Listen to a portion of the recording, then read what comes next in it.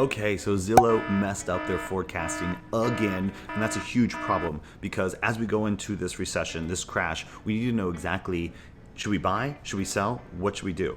And I'm going to tell you what my thoughts on this are and how they updated their forecast and what we need to look out for moving forward. But before I do, I'm Stephen Clark. I've sold over 200 houses and flipped over 100. I'm going to give you my unique perspective on this.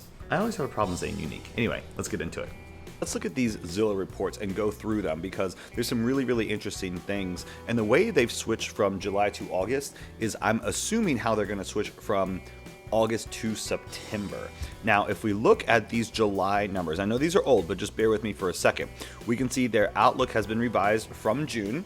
The forecast a 7.8% home value growth over the next 12 months. That is insane how much they predict that and how wrong they already have been. 5.46 million existing home sales are expected in 2022, a 10% decrease, right? So that was July. Obviously, they didn't really know the extent of everything, but as we get deeper into what I'm calling like this recession, then we're getting worse and worse economic news. So we're going to look at this and try to predict where the next economic news will come from, like what the next contraction is, because my bet is once we get these September numbers that we're going to have an even bigger downturn and even a sharper forecast decline from Zillow. So right now, they forecast 2.4% home value growth through the end of 2023. And I think that that is just something that is nearly going to be impossible to achieve. I think it's been very clear that the overall markets in the U.S. housing system and economy right now are all pretty much on a general decline. It started off with about 98 cities getting impacted the hardest and quickest, and it has spread to hundreds, right? Almost 300 now. And with no relief in sight.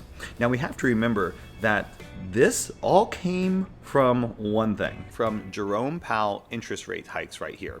And the last time he did it was last week. And everyone is jumping on him, jumping down his throat, saying that they're making the worst mistake in 110 years because he's not done. He's not done. So these numbers that we see right here on the August forecast came from his last interest rate hike, which means that last time he did the interest rate hikes, we had those numbers revised down. And he has done another interest rate hike since these numbers. So there's going to be an even sharper decline down in this Zillow forecast, I do believe. So I believe that they will eventually have a Zillow forecast of no or even negative home value growth for for 2023. Now, we can see right here from July, it went from a 7.8% home value growth down to a 2.4% home value growth, just with one rate hike. And Jerome Powell said they're going to do it again, and they might even do it again. So he has no plans to stop interest rate hiking in the foreseeable future, which is why everyone is freaking out and calling him out. It gets a little worse. They're going to mess with unemployment next, and we'll talk about that in a different video. But this is the 6-month increase in 41 years. So this has not happened since 1980s since they've done this. So it's been wild. So I'm predicting that when the September numbers come out, which we'll have in a week or so, that we'll see an even sharper decline, maybe even a negative forecast for the rest of 2023. And I think that the existing home sales are expected down. So it went from 5.46 to 5.3 million, a 14% decrease.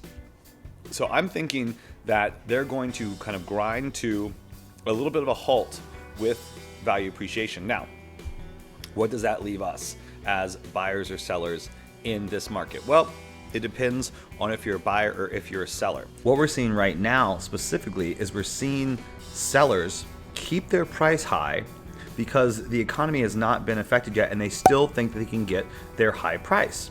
But we're seeing all over the place that the homes are sitting on the market longer because the buyers have taken their purchasing power and lost a ton of it. So you're still having sellers hold out for the high price, but the buyers have lost a ton of purchasing power because if you look right here, The mortgage rates are up. A 30-year mortgage rate height hits a 6.7% mortgage rate, which is insane. Home buyers are facing payment shock. So this is the highest it's been in the last 5-6 years. It's up from 3.3% at the start of this year. So, more than doubled in just 1 year. And they're still up 13% from a year ago, the home prices are. So you're getting hit with these really, really expensive home prices. And now your purchasing power has literally decreased by, half sometimes. But also over the course of the loan, you're paying, double what you did, which is insane because who wants to pay that? Here's a little hack for this though. A nice little mortgage rate hack for these really soaring, awful mortgage rates that we're in right now is to flirt with the rate, marry the price. Now, I heard that the other day, and I've been in real estate for a very, very long time, and it's the first time I heard it, but I absolutely love it. So what does that mean? It means that you take whatever interest rate you can get if you find a good enough price on a home that you want or is an investment for you. Because the assumption there is next year, they would have overshot these interest rates hikes so much that they're going to pull it back and you can refinance. Now there's going to be about $4,000 to $6,000 or about 2 to 3% of transaction costs within your refinance if all things were equal. So you will still be paying an extra year or whatever of fees. But if you can get it down 1 percentage point, 2 percentage points over the next year or so, you're going to be sitting in a really, really good position. Now, I know a lot of people are doing that. That's a strategy I'm implementing for myself now because I am still buying things, still buying rental properties. And when I are refinancing out of them, they're at historic highs. And that's not good, but I plan to refinance in a year or two when the interest rates come back down, or whenever they do, even if it takes 4 or 5 years to come back down, which I don't think. I think it'll be a lot quicker than that. We're going to refinance down.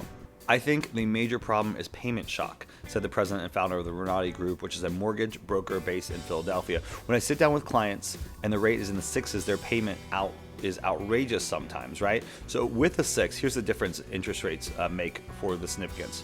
On a $300,000 mortgage at 6.5% over 30 years, monthly payments for principal and interest would be about $1,800. The same loan at 3% will result in a payment of $1,200, a savings of $600, which is a lot. So it's 6, 12, 18, it's the 30%. Other charges such as property taxes and mortgage insurance will be on top of those, of course.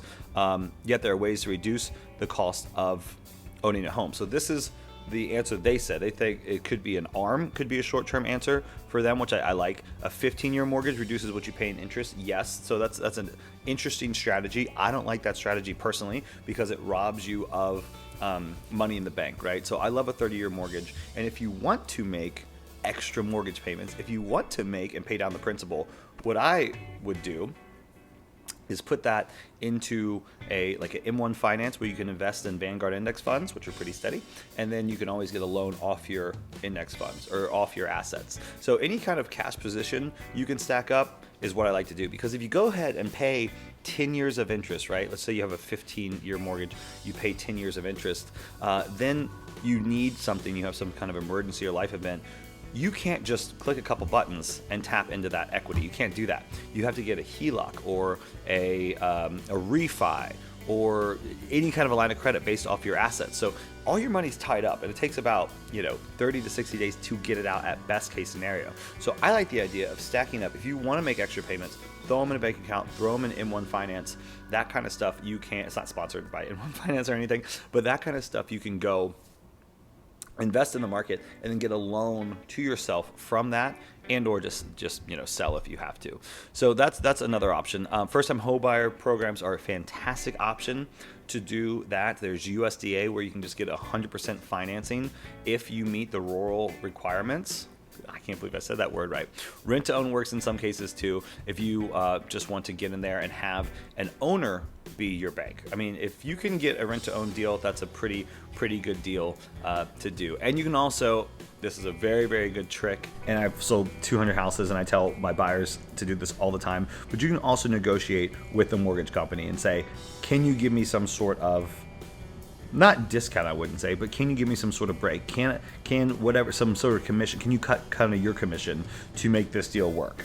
Not the most popular thing in the mortgage circles, but it is something that if you're struggling and if it's between that and not getting a house, you can ask your realtor to make less. You can ask your mortgage broker to make less. You can, squeeze some pennies out of everybody to make this deal and transaction work. And it might be something to look at, especially during these recessionary times. All right, watch more videos on my channel about the housing market. I have a great update about what Zillow did, the markets that are crashing. And I'm going to do this huge update about how I'm going to play this market as of right now. Thank you all for watching. This channel is growing so quickly, even for a little channel, and I'm having so much fun. There's hundreds of thousands of people tuning in on TikTok, which is really, really cool. So if you want to follow on TikTok, you can go check out over there. Thanks.